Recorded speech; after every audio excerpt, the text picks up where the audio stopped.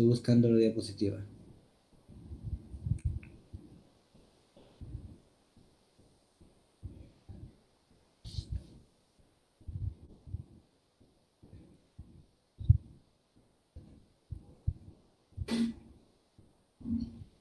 Aquí está.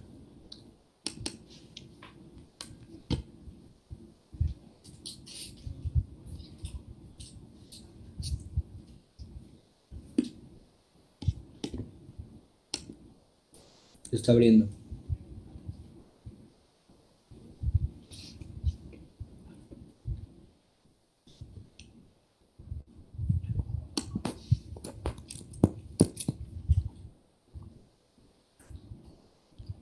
Pues no sé. No, es que Jorge, es que me pregunta Jorge si todo bien con el transformador.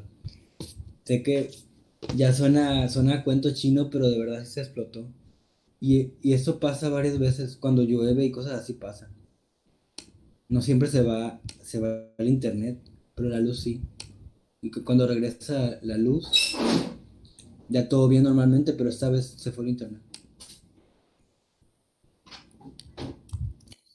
Pero lo vienen a arreglar rápido.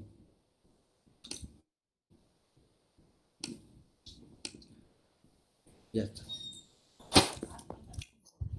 Bien, muchachos.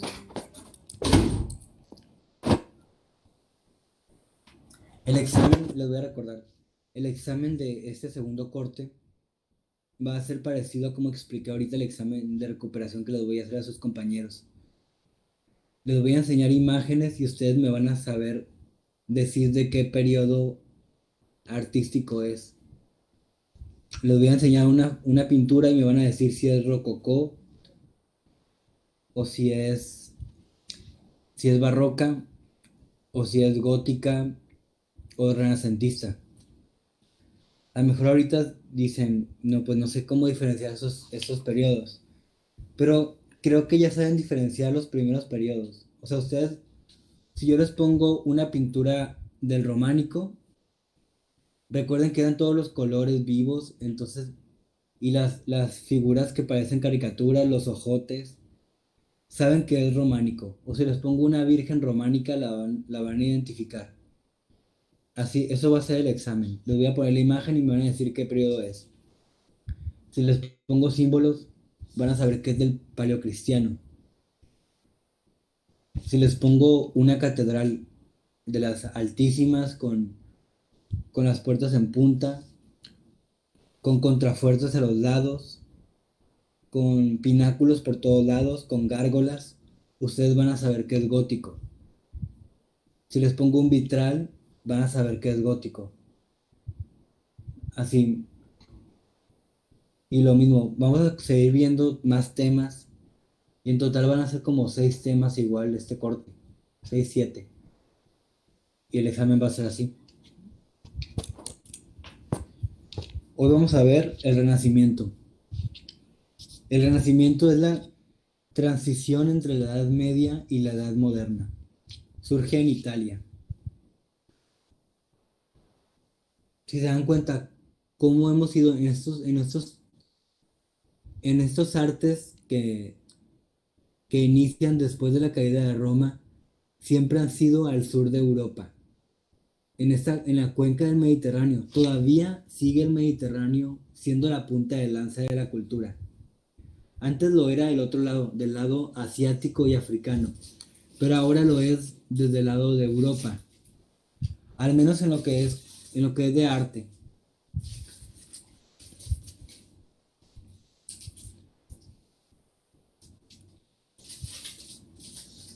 Miren, las características del arte del Renacimiento es que da una vuelta a la antigüedad.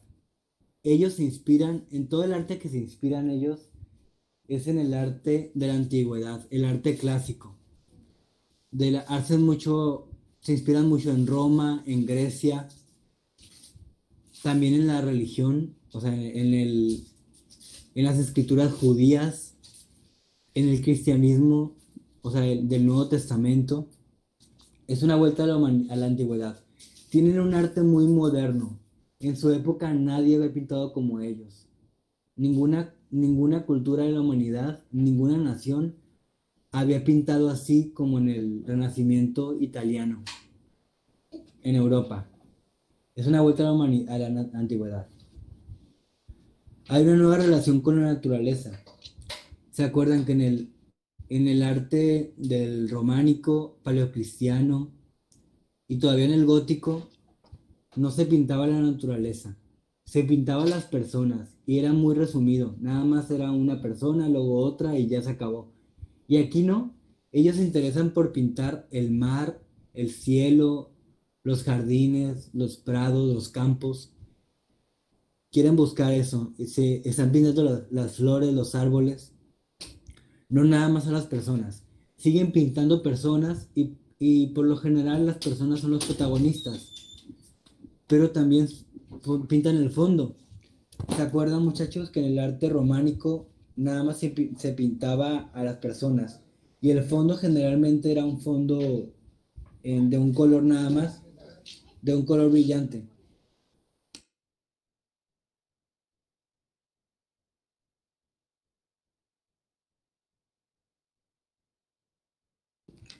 Igual en el gótico vemos un poquito que empiezan a hacer fondos, pero aquí en en el renacimiento exageran. De hecho, es lo más se ve, naturaleza. El 3. Otra característica, el hombre como medida de todas las cosas. El renacimiento, muchachos, es muy antropocéntrico. Antropocéntrico significa que tienen al hombre como centro, o sea, al ser humano.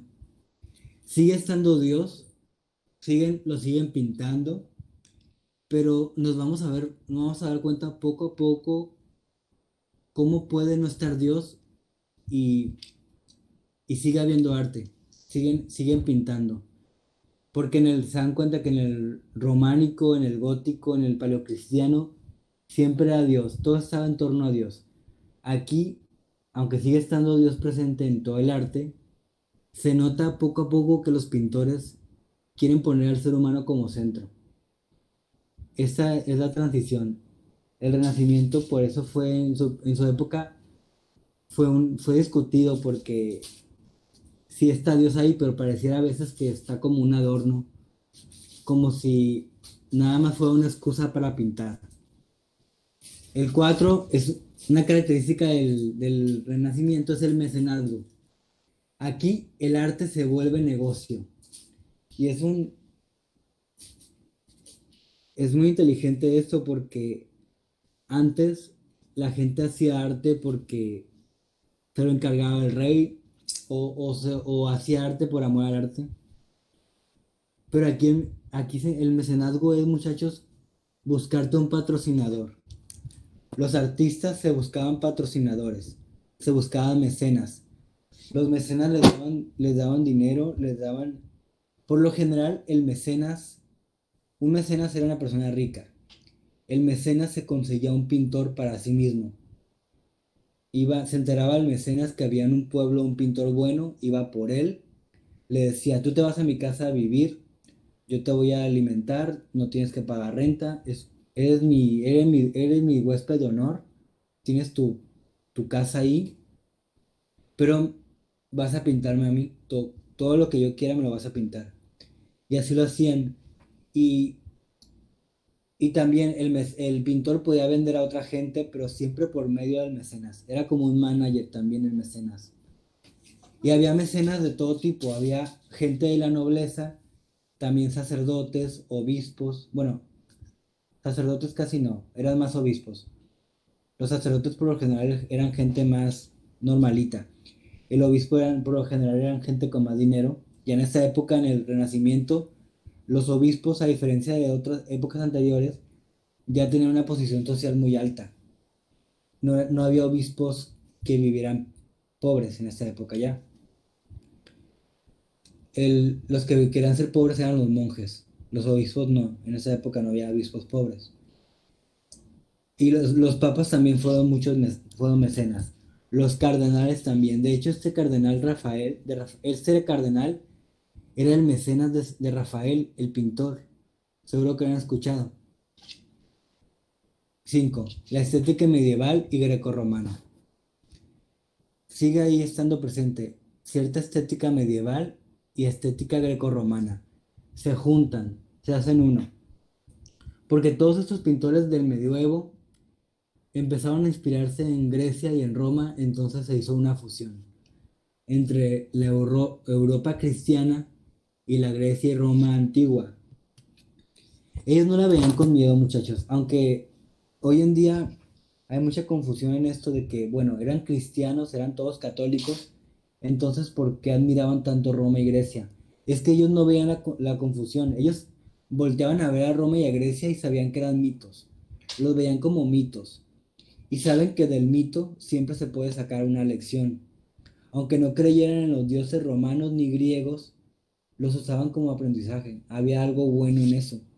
Y también la filosofía griega se seguía estudiando en esta Europa renacentista, la filosofía también romana se seguía y también ellos estaban muy ligados a Roma, muchachos, porque ellos hablaban latín. En esta época del Renacimiento, toda persona culta hablaba latín. Toda persona que llegaba a la universidad hablaba latín. Todos los maestros hablaban latín. Todos los sacerdotes, no había uno solo que no hablara latín. Entonces, si el latín era el idioma de Roma, había mucha relación con Roma. También el griego era muy popular. Aquí en esta época inicia la Edad Moderna. Recuerden que en Oriente está el Imperio Bizantino. Cuando el Imperio Bizantino, mira, aquí está. La caída de Constantinopla. Es cuando cae el Imperio Bizantino. Estas cinco cosas que vienen aquí surgieron en una época muy cercana.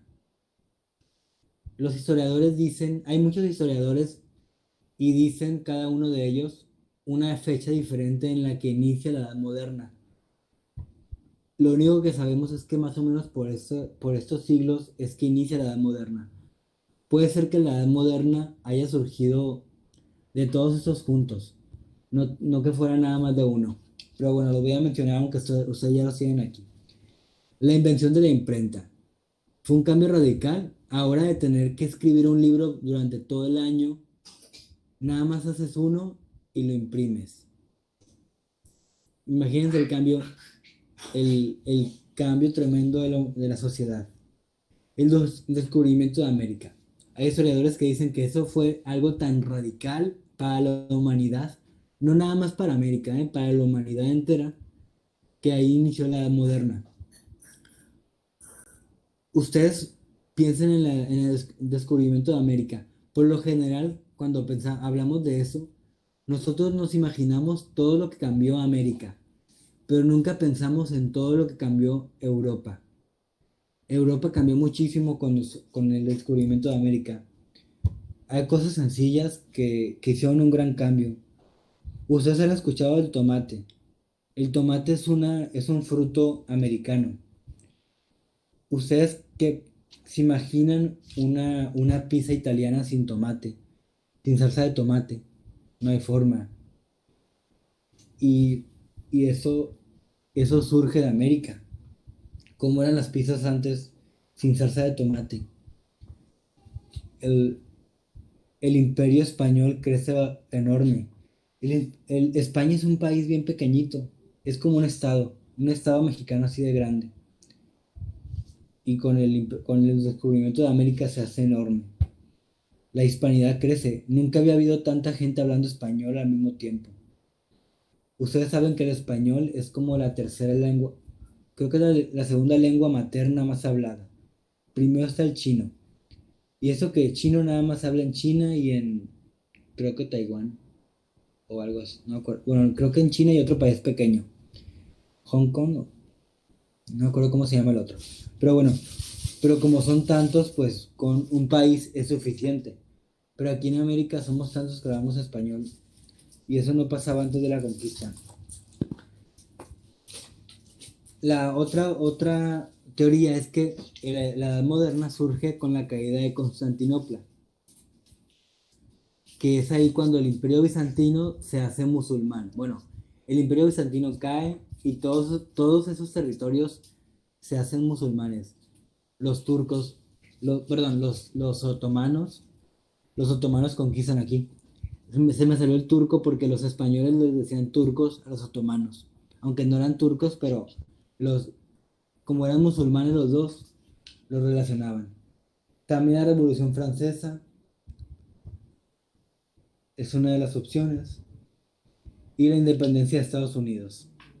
Esa teoría es muy de Estados Unidos. Bueno, la imprenta, así era la imprenta de Johann Gutenberg. La imprenta surge en Alemania, cuando Alemania todavía era católica, porque Alemania, ustedes saben que por Lutero era un monje, se hizo protestante, cambió de religión todo el país, porque los príncipes se cambiaron de religión a protestantes, y si los príncipes eran protestantes, pues su pueblo tenía que ser protestante también. Pero la imprenta surge antes de eso, cuando era católica Alemania, pero los protestantes la usaron mucho la imprenta, porque imprimían sus folletos, sus Biblias, por lo general eran folletos, así como hoy en día los testigos de Jehová que imprimen en la atalaya y así, se usaba mucho para eso en Alemania. Es lo que les mencionaba, pasa en el Renacimiento del teocentrismo al antropocentrismo, todo. Las artes, la política, la filosofía, las ciencias. De tener a Dios como centro a tener al hombre como centro. Aunque todos eran católicos, no dejan de ser católicos. Y Italia es católica todavía. Pero sí va cambiando un poquito esa mentalidad. Cada vez los pintores se ponen a ellos mismos como si fueran lo más importante. Los artistas. Aquí en esta época, en el Renacimiento italiano, surge la idea del pintor como una diva.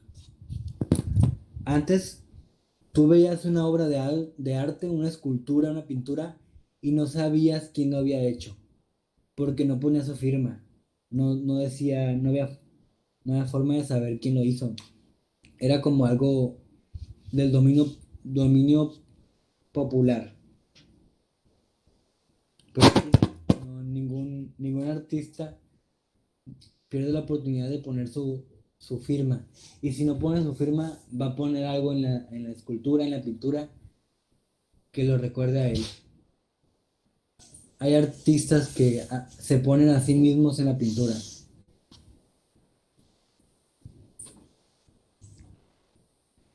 Bueno, les voy a poner el contexto histórico de esta época. El declive del Sacro Imperio Romano Germánico. Ese imperio cayó. Bueno, se dividió en realidad, se dividió. Ocurre un cisma dentro y fuera de la Iglesia Católica. Aquí fue cuando pasa el protestantismo. Se divide la iglesia entre protestantes y católicos. Y luego los protestantes se dividen entre protestantes y más protestantes. Y así hasta el infinito, porque hay de ese protestantismo que surge aquí, surgen muchas iglesias posteriormente. Surge lo que Maquiavelo llamó el autoritarismo monárquico. Muchachos, aquí los reyes empiezan a gobernar como si fueran, como si fueran reyes. Porque miren, antes los reyes no eran los reyes absolutos como pensamos hoy en día. Los reyes se subordinaban al papa, entonces no, había cosas que no podían hacer los reyes por temor a que el papa les dijera que no. Había, también había cosas que tenían que pedirle permiso al obispo, y también los reyes tenían que convencer a sus nobles de hacer algo. Si un rey quería hacer una guerra a otro país, no es como que, bueno, yo quiero hacer la guerra, vámonos, vamos todo el mundo. No, cada, cada noble, noble era dueño de una tierra, entonces el rey tenía que pedirle permiso a cada noble, los tenía que convencer. No era que el rey mandara y ya. Pero aquí en esa época, en el Renacimiento, empieza a cambiar. El rey cada vez tiene más poder, los nobles cada vez tienen menos poder. Se van alejando, los nobles se van haciendo más abajo y el rey se va subiendo cada vez más arriba. Hay un crecimiento demográfico. La gente crece mucho.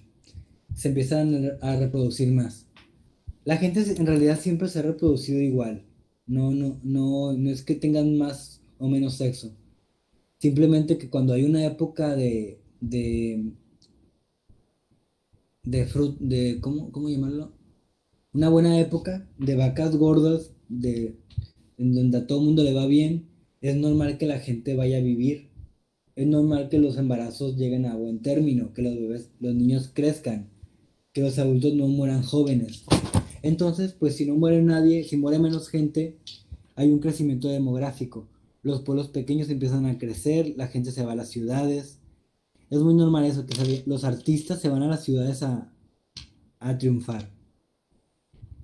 Todo esto del artista que pinta, que va a buscar un mecenas que le patrocine, toda esta cultura surge en el Renacimiento. La economía en torno a la clase burguesa. La economía ya no está en torno de los muy ricos. Los nobles son los muy ricos. Los reyes son los muy ricos. La clase burguesa son aquellos que son parte del proletariado, pero empiezan a poner un negocio y tienen éxito, empiezan a prosperar, tienen una casa grande, pueden tener empleados, sirvientes, y va creciendo. Pero ellos no son nobles, muchachos, son burgueses. Son una clase acomodada pero no porque lo hayan heredado. La clase burguesa crece desde el proletariado. Y el proletariado es el que se queda abajo, el pobre, el que no creció. El burgués es esa clase que queda ahí arriba. Pero cuando los burgueses tienen hijos, pues esos hijos no hicieron nada por tener eso. Por eso más tarde se llamará burgueses a esa gente que es como clase media alta o alta, pero no necesariamente, pero no nobles. Los nobles son más arriba. La aristocracia no es la burguesía. La aristocracia está más arriba de la burguesía. De hecho, los burgueses siempre han tenido pleitos con la aristocracia, porque el burgués quiere quitar al aristócrata. Al burgués, ¿qué lo limita de ser el más rico? El aristócrata. Porque aunque el burgués sea muy rico, aunque el burgués haya hecho lo más que haya podido para tener una buena posición en la sociedad, siempre va a estar el aristócrata que por ser de clase noble está arriba en la jerarquía. Por eso siempre hubo problemas entre burgueses y aristócratas, pero también entre el proletariado, bueno, entre la gente más pobre y el burgués. Y el humanismo. Es, pues sí, eso tiene que ver mucho con el antropocentrismo. Miren, el humanismo adiosa a la escolástica. Tanto el humanismo como la escolástica son como, para ponerlos en lenguaje actual, son como sistemas educativos. Ustedes han escuchado que aquí en México ha cambiado el sistema educativo varias veces. Se enseñaba de una manera y ahora se va a enseñar de otra manera. Y a los maestros se les tiene que educar de la nueva manera, del nuevo modelo educativo. Hay cursos, hay clases para los maestros, para que a los niños les enseñen así. De hecho, aquí en Adopción nos dieron un curso para ese modelo educativo que propuso Peña Nieto. Nos dieron un curso. Y bueno, Peña Nieto no, pero fue en su época. Y luego creo que AMLO lo quitó. Entonces regresaron al antiguo. Pero bueno, esos sistemas desde esta época se usaba. Se enseñaba la escolástica y ahora se empieza el humanismo. El humanismo es un término inicialmente aplicado a los especialistas en disciplinas grecolatinas, derecho, retórica, teología y arte, que sería extensivo a filósofos, artistas, científicos y cualquier estudioso de las diversas ramas del conocimiento, que comenzaron entonces a aglutinarse en un concepto de cultura general. El humanista, por lo general, conoce estas bases. Conoce de derecho, de retórica, de teología y arte. Y ese era el enfoque. De hoy en adelante, la educación va a ser así. Ese va a ser el enfoque.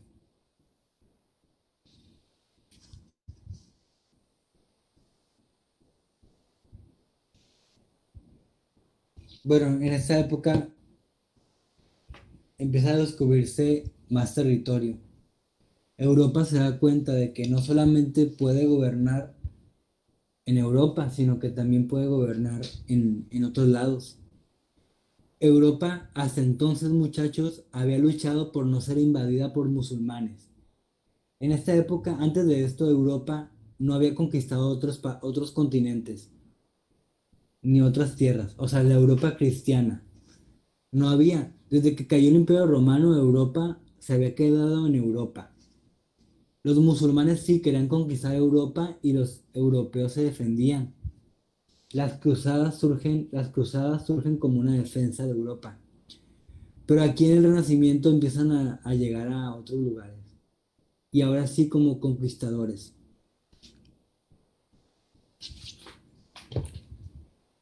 Renacimiento significa renacer. Se le llama así porque ellos creen que el arte renació. Se dan cuenta que cada artista, muchachos, de cada periodo cree que su periodo es el mejor. Si ustedes, si ustedes piensan en qué época les hubiera gustado nacer, si en esta época o en la de sus padres, la mayoría me diría que en esta época, porque es normal, es muy natural que la gente crea que su época es la mejor. Los renacentistas creían eso, que su época era la mejor, que su arte era el mejor. De hecho, pues siendo objetivos, sí era un arte muy bueno y en comparación a todos los anteriores, pues sí, hay que darles el crédito, sí era un arte, sí era el arte mejor. Pero esto de creer que era el mejor arte que ha existido, también los llevaba a creerse los mejores y menospreciaban al arte gótico, al arte románico y al arte paleocristiano. Lo menospreciaban, siendo que sin estos tres artes anteriores, ¿cómo estamos? No estamos seguros si hubiéramos llegado al Renacimiento. ¿Cómo estaban tan seguros los renacentistas que hubieran podido llegar a hacer estas obras de arte si no hubieran pasado por el paleocristiano, románico y gótico? Pues no lo meditaban mucho. Simplemente ellos comparaban gótico con renacimiento y decían, bueno, el renacimiento es mejor, el gótico es inferior. Las iglesias góticas son medievales, son grandes, enormes, tenebrosas. El renacimiento es luz, es un renacer. Lo anterior es como tinieblas, como algo muerto. Esto es algo vivo. Esa idea renacentista de que nosotros somos mejores que nadie y nosotros solitos aprendimos esto, es muy de entonces. Bueno, hasta aquí lo voy a dejar este día. Nos vemos en la siguiente clase para continuar con Renacimiento y ya saben que lo de la recuperación nos vemos el viernes. Hasta luego. Hasta luego, profe. Hasta luego, Hola, profe. profe, que Adiós. tenga buena tarde. Ok, Te vea adiós, bien. profe. Buenas Hasta tardes. luego. Bye. Entonces fueron, tío. ¿Y se fueron? ¿Qué tiene? No sé. Mejor no sé.